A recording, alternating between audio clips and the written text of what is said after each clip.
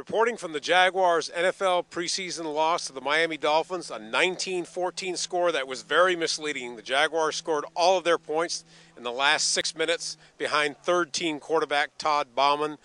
Reporting from here, this is Gene Frenette, sports columnist from the Florida Times-Union, joined by Jaguars beat writer Vito Stellino. And Vito, tonight, if you're a Jaguars fan, how concerned are you about this team getting ready for the NFL season? Well, you have to be concerned. I mean, they look like a team that's spent too much time reading about how they're a Super Bowl contender and they're kind of fat and happy. And I mean, there was no intensity out there. They didn't make, they didn't make any plays. They started their second-round draft pick, Quentin Groves. He was totally blocked. His name isn't on the stat sheet in the whole first quarter. So they've got to snap out of this in a hurry. And this is the kind of team that they do very little in training camp, no tackling almost, and you just have to wonder about are they ready? Last year they didn't seem to be ready for Tennessee. Are they going to be ready for Tennessee in the opener? That's the big question. The problem here tonight is that there wasn't really much consolation for any of the Jaguars except for what Todd Bauman did in the last 6 minutes. The first-team offense looked very pedestrian, uncharacteristic fumble by Maurice Drew as he was about to go in for the only touchdown the first-team offense threatened to score. David Garrard missing a wide-open Mike Walker down the field, overthrew him by 5 yards after he had gotten behind cornerback Will Allen. Very little pass rush tonight.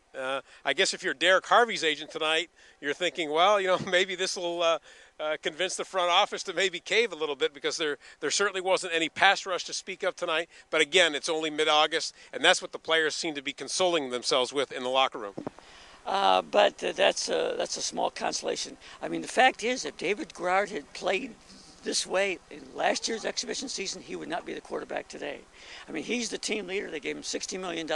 He's got to step up and make plays. It's got to start with him. Granted, everybody played poorly, but it's got to start with the quarterback. Let's talk a little bit, getting a little bit into the offensive line. Khalif Barnes gives up a sack tonight. Brian Witherspoon, their punt and kick returner that they're really hoping will deliver for them, got hurt a little bit. He talked afterwards in the locker room that it was a bad sprain, but that it was nothing major. But it just seemed like this was a night where nothing really went the Jaguars' way. Yeah, the only thing you can give them is often a team's first game after they break training camp. They tend to be sluggish, so you hope they're going to snap out of it. This is now a big test for Jack Del Rio and his whole style of being a player's coach. Is he going to get this team ready to play for the opener? Will they play better next week in Tampa Bay?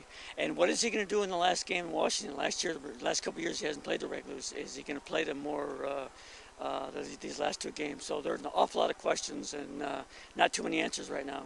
The final score tonight was 19-14 in favor of the Dolphins, but if you're a Jaguars fan, the more important score was at halftime when both first-team offenses and defenses were on the field.